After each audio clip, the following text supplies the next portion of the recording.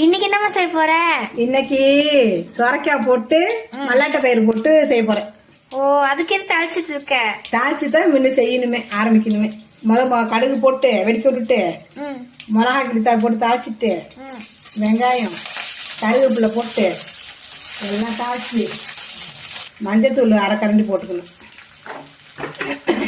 போட்டுட்டு நல்லா வதக்கின பிறகு சொரக்காய் அதை அரிஞ்சு வச்சிருக்கேன், சொரக்காய் போடணும்.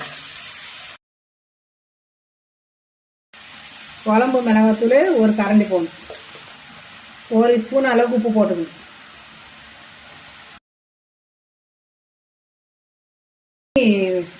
ஒரு டம்ளர் அளவுக்கு ஊற்றலாம்.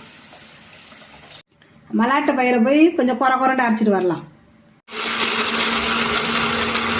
வச்சிருக்கோம்ல மல்லாட்டை பயிர், அதை போட்டு கொஞ்சம் நேரம் வேக வச்சு இறக்கி வச்சிட வேண்டியதான்.